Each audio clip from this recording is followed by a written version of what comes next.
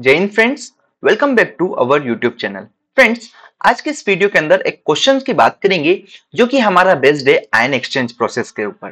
Previous video के अंदर हमने बात करी थी कि आयन एक्सचेंज प्रोसेस कैसे काम करती है और इसी को हम लोग डी आयोनाइजेशन प्रोसेस भी कहते थे। ठीक है, तो आज हम बात करेंगे इसके ऊपर एक क्वेश्चन के ऊपर। ठीक है, कि आखिर में इससे हम लोग कैसे हार्डनेस कैलकुलेट करते हैं। ठीक है, तो क्वेश्चन आपके सामने लिखा है।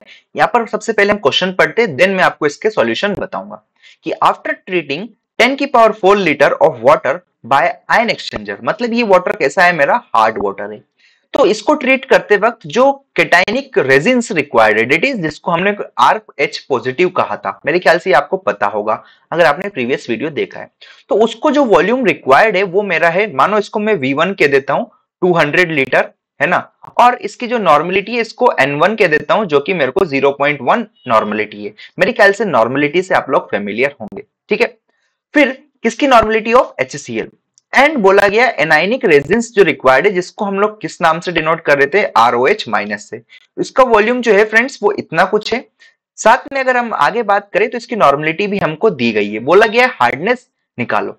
तो देखो ये जो वाटर है डेट इज 10 की पावर 4 लीटर जो है, ये मेरा कैसा है, हार्ड वाटर है। इस हार्ड वाटर के अंदर क्या प्रेजेंट होंगे, अगर आप ध्यान से बोलेंगे तो कैल्शियम 2+, मैग्नीशियम 2+, है ना, या फिर और भी कोई मल्टीवेलेंट केटायन हमारा हो सकता है। ठीक है, तो मेरा क्या काम है, ये जो है केटायन डेट इज कैल्शियम और मैग्नीशियम, इसको क्या करेगा, ये जो बेड रहेगा एग्जॉस्ट हो जाएगा, तो उसको हम लोग क्या करते थे, ये जो एसिड है डेट इज HCl है, इसकी मदद से क्या करा देते, रीजनरेट करा देते। तो मतलब सिंपल सी बात ये है कि ये मुझे वॉल्यूम पता है, तो मैं यहां से निकाल दूंगा कि मेरे केटायंस कितने प्रेजेंट थे, डेट इज कैल्शियम और मैग्नीशियम की कितनी कंसंट्रेशन प्रेजेंट थी। देखो ये फिलहाल ऐसा समझ लीजिएगा आप, मैं इसको बेसिक से लेके जाता हूं। ठीक है, तो सबसे पहली बात, ये डायग्राम मैंने आपको प्रीवियस वीडियोस में बताया था कि अगर केटायन एक्सचेंजर जो है ये मेरा अगर एग्जॉस्ट हो गया है, तो इसको रीएक्टिवेट करने के लिए मुझे एसिड रीजनरेटर का यूज लगता है। और एसिड मेरी कैसी हो सकती है, डेट इज कंसंट्रेटेड HCl बोल दो, या फिर H2SO4 आप बोल सकते हो। ठीक है, तो ये एसिड की जरूरत होती है। यहां पर हमने क्या यूज किया है, HCl, और इसका वॉल्यूम जो है वो मुझे गिवन है, नॉर्मलिटी भी मुझे गिवन है। ठीक है, अगर मेरा एनाइनिक बेड एक्सचेंज जो है, डेट इज एनाइनिक एक्सचेंजर जो है, ये एग्जॉस्ट हो जाता है, तो इसके लिए अल्कलाइन सॉल्यूशन या अल्कलाइन जनरेटर का यूज करते थे। जैसे कि सॉल्यूशन की अगर बात करें, NaOH यहां पर हम लोग यूज करते थे। बट फॉर टाइम बिंग मुझे हार्डनेस निकालनी है, तो हार्डनेस के लिए कौन रिस्पॉन्सिबल होता है, हमारे केटायन एक्सचेंजर। और अगर मुझे पता है कि यहां पर इतना वॉल्यूम मेरा लगा है किसका, HCl का, तो मैं आसानी से कैलकुलेट कर लूंगा। कैसे करूंगा वो मैं भी आपको बताता हूं। ठीक है, देखो, लेकिन किसी किसी स्टूडेंट्स को अगर थोड़ी बहुत भी प्रॉब्लम है तो आप वो मुझे कमेंट कर सकता है। तो देखो ये सारी गिवन वैल्यूज है मेरे पास। It is normality of HCl को मैंने N1 बोला जो कि इतना है, वॉल्यूम ऑफ HCl को मैंने V1 बोल दिया जो कि 200 लीटर्स मेरे को गिवन है, यहां पर आप देखेंगे ध्यान से तो।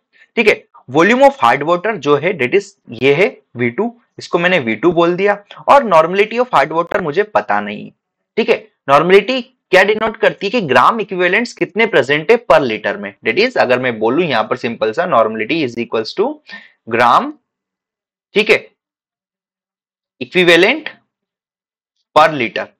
ठीक है, वॉल्यूम मैं अगर बोल दूं, ठीक है, तो इसका यूनिट जो जाएगा ग्राम पर लीटर मेरे पास हो जाएगा। ठीक है, तो मेरे ख्याल से ये चीज आपको क्लियर हो जानी चाहिए फिलहाल, for the time being clear है।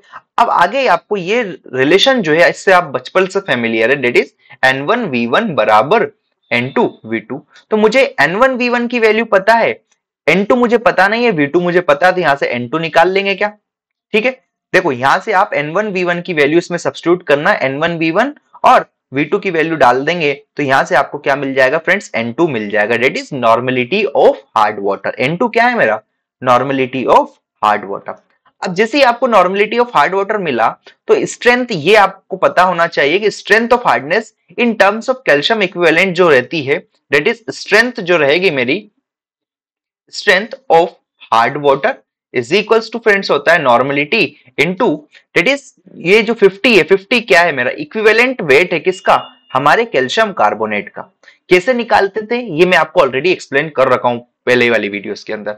ठीक है, तो ये मेरा यहां से ग्राम पर लीटर में आ जाएगा। ठीक है, अब आपको N2 की वैल्यू पता है, डेट इज 20 इंटू 10⁻⁴ इंटू 50 ग्राम पर लीटर आप करेंगे, तो यहां से इसको सॉल्व जब करेंगे तो ये 0.1 ग्राम पर लीटर आएगा।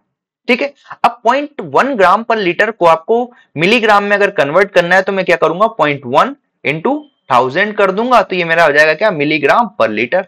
सॉल्व करेंगे आप इसको तो ये आपका 100 मिलीग्राम पर लीटर आ जाएगा।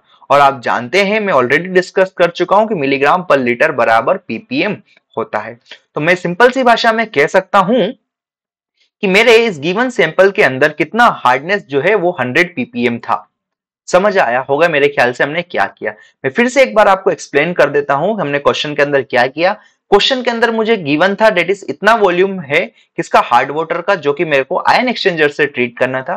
इसके लिए मेरे को कैटायन एक्सचेंज रेजिन की जरूरत लगने वाली इतने वॉल्यूम की, और उसकी नॉर्मलिटी मुझे गिवन है। एंड एनायनिक दिया है जिसका मेरे को कोई काम नहीं, क्योंकि मुझे एट लास्ट क्या निकालना है, हार्डनेस निकालना है। ठीक है, तो ये मेरे कोई काम की नहीं थी।